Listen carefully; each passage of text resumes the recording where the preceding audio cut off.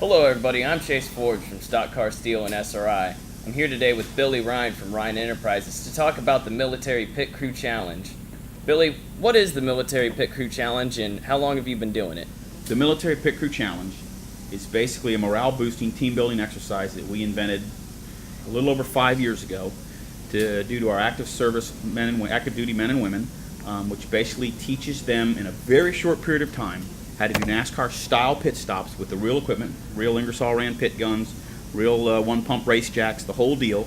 We run to a location, currently with the Navy, train them for 2 weeks, up to 32 teams, and then have a pretty amazing competition on a Saturday and Sunday for prizes and trophies and all that kind of fun stuff. Currently, we still do Naval Air Station North Island in San Diego. It's the largest helo hub on the West Coast, so it's a great location for us. We've done that 5 years. This year will be our 6th year. We've been invited to several other bases, but my wife and I still fund a majority of this out of our pocket, so one base is about all we can pull out each year. So the training we do is a little bit different than what you see on some of these team building events you see that do corporate events and college events. We're very specific on safety.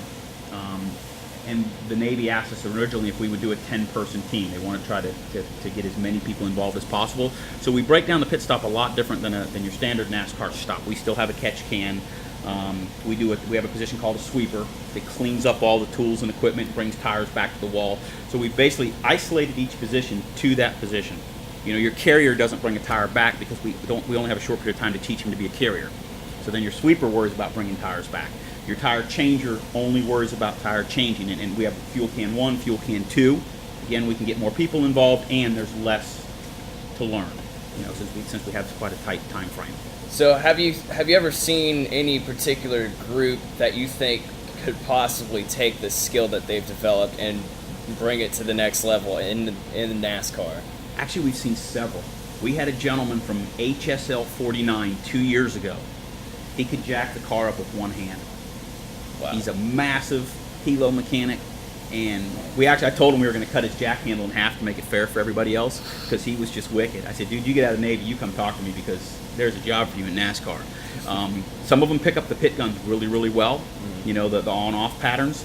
But we've seen several. Actually, the USS Boxer 2 years ago when they won the competition, they had a 29.6 second stop. And you say, man, that's a big number.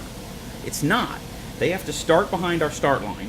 The timer starts, they run around the car, do the full 4-tire change stop, dump the fuel, they have to return all the equipment behind the line, and then push the car 50 feet to the finish line.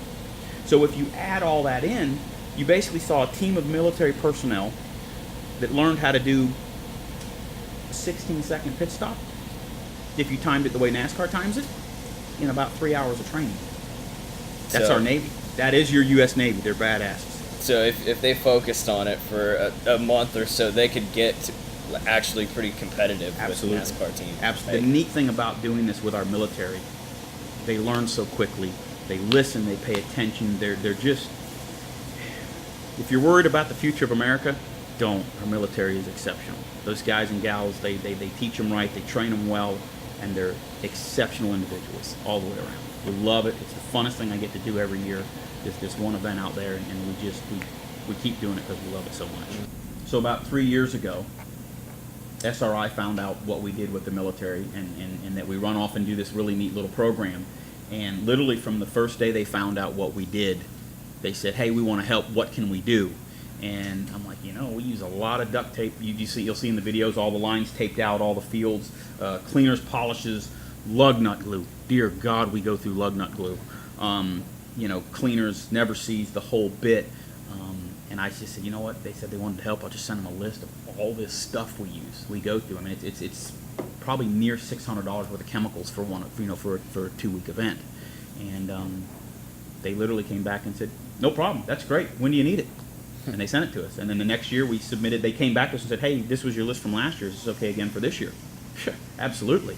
So actually a week ago we got our box for this year. So we love it. We love it. We love it. We love it. It's little things like that, and they're not little things. It's monetary. It's not $120,000, which is what the event costs us.